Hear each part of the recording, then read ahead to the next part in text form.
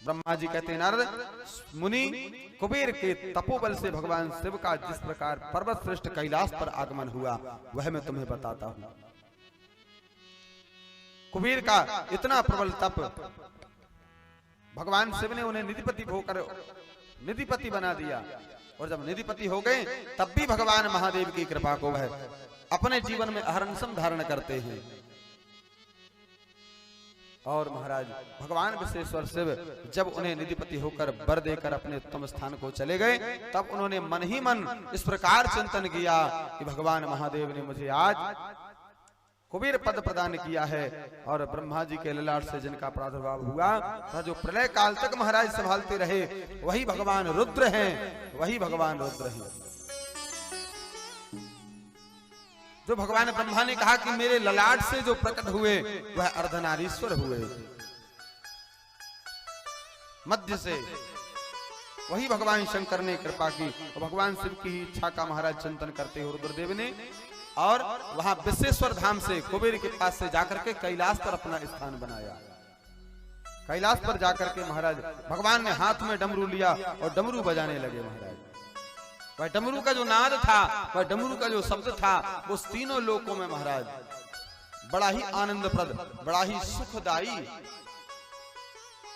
अमृत बरसाने वाला लगा। महाराज मानो आकाश से अमृत की बूंदें बरस रही हैं। उस ध्वनि को सुनकर महाराज भगवान विष्णु, सभी देवता, सबके सब मूर्तिमान, आगम निगम सिद्ध वहां सबके सब एक के बाद एक के बाद एक के बाद सब पहुंच गए। महाराज उत्साह भर गया, और शिव के समस्त पार्षद सभी लोग आनंदित मना रहे, वहां पर आनंद मना रहे आकर के। महाराज महाभाग गणपाल भी वहां उस स्थान पर पहुंच गए, और तब महाराज वहां से ब्रह्मा जी कहते हैं नारद, जब यह सब लोग आए और भगवान महादेव कहते हैं महाराज सबका नामोल्लेख किया, और भगवान शिव का सभी ने श्रृंगार किया कि आज कैलाश पर महादेव आए हैं। भगवान महादेव का सबने श्रृंगार किया, सबने श्रृंगार किया मिलकर। महाराज कोई भगवान शिव का जटाओं से मुकुट बना रहा है, कोई महाराज भगवान को चंद्रचूर्ण, नीलकंठ, त्रिलोचन थे, हार, कुंडल, केयूर, मुकुट, सभी लोग मिलकर भगवान महादेव का श्रृंगार कर रहे हैं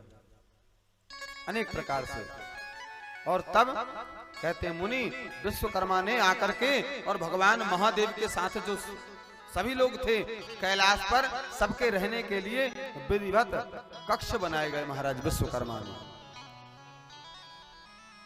कैलाश में आकर के भगवान शिव के समस्त पार्षद, दिक्पाल, गणपाल सभी के रहने की उत्तम व्यवस्था विश्वकर्मा ने की। सब आनंद के साथ रहने लगे महाराज कैलाश पर। इसके पश्चात महाराज भगवान महादेव के पावन पुनीत यश का गान करते हुए महाराज भगवान ब्रह्मा कहते हैं देवर्षि नारद से, नारद महाभाग महाप्रभु विधाता, आपके मुखारबिंद से मंगल कारणी शंभु कथा सुनते सुनते मेरा जी नहीं थक रहा।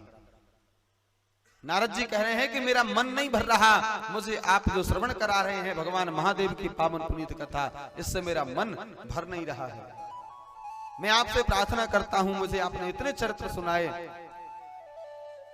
मैं और आग्रह करता हूं कि भगवान शंभु के और प्रिय लगने वाले चरित्र आप मुझे श्रवण कराइए।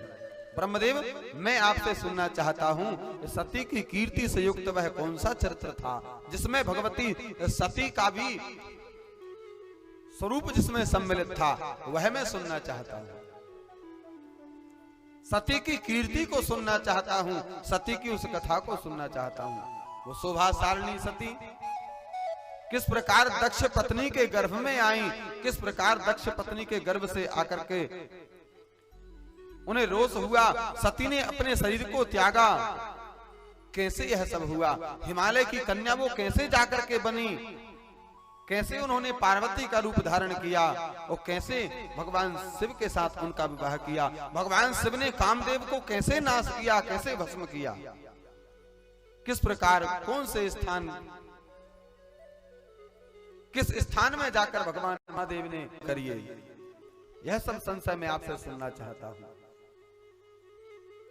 अनेक प्रकार से देवर्षि नारद ने महाराज जब कहा, ब्रह्मा जी को तो ब्रह्मा जी कहते हैं नारद, मैं तुमको वह उत्तम कथा श्रवण कराता हूं, ध्यान पूर्वक श्रवण करो, जिस प्रकार से भगवान महादेव के यह पावन पुण्य आदि शक्ति जगदम्बा भगवती माँ भवानी दुर्गा का तप किया, बहुत प्रकार से तप किया और तप करके भगवती से वर मांगा कि माँ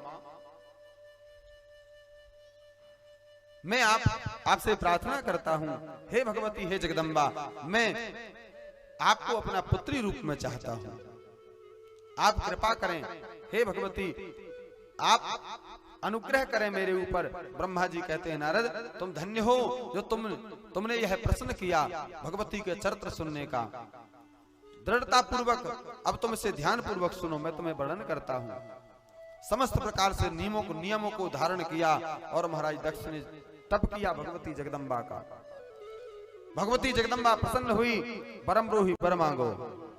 तब दक्ष कहते हैं हे जगदम्बिके, आप तो भली भांति जानते हैं, आप भली भांति यह जानती हैं महादेवी कि भगवान महादेव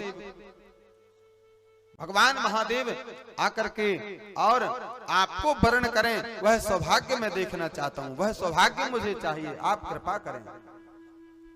दक्ष कहते हैं हे महामाया, हे जगदम्बे, हे महेश्वरी, आपको बार बार नमस्कार करता हूं मां, आप प्रसन्न होइए, आप प्रसन्न होइए।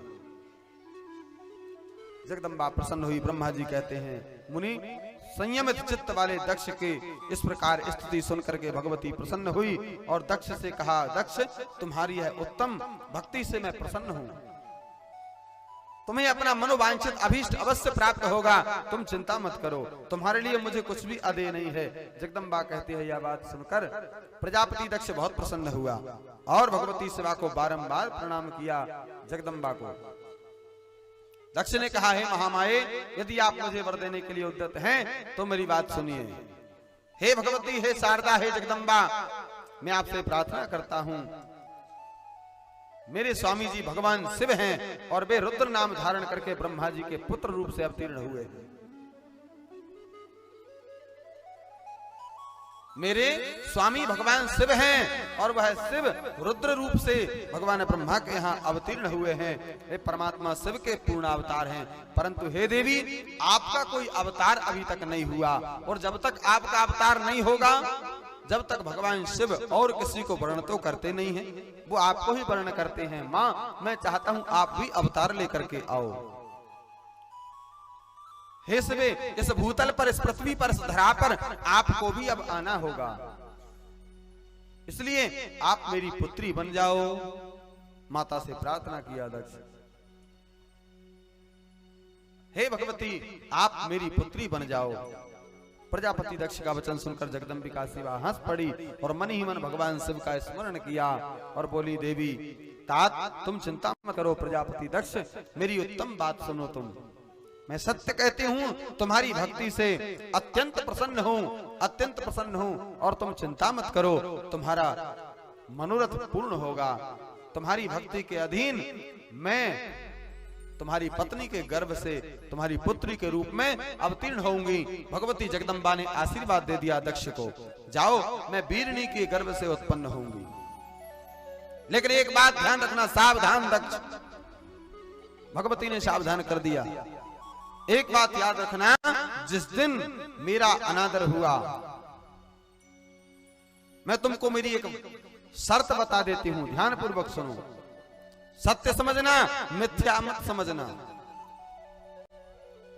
दक्ष मैं तुमको साफ साफ बता देती हूं, मैं अपने स्वरूप में आऊंगी, लेकिन जिस स्थान पर, जिस समय मेरा आदर, मेरा सम्मान लेस मात्र भी अगर घट गया, मैं उसी समय अपना शरीर त्याग दूंगी। मैं स्थान नहीं देखूंगी, कौन से स्थान पर हूं, किस जगह हूं, मैं समय नहीं देखूंगी और मैं अपने शरीर को वहीं पर त्याग दूंगी। भगवती जगदम्बा ने दक्ष को कह दिया और मैं उसके पश्चात अपना शरीर त्याग करके और पुनः दूसरा शरीर धारण कर लूंगी। एक कल्प के लिए नहीं, अनेक कल्पों के लिए मैं तुम्हें यह वचन देती हूं, मेरा अनादर हुआ और उसी समय में अपना यह देह त्याग दूंगी और दूसरी देह धारण करके पुनः शिव की पत्नी बनूंगी। दक्ष को इस प्रकार भगवती ने कहा महाराज।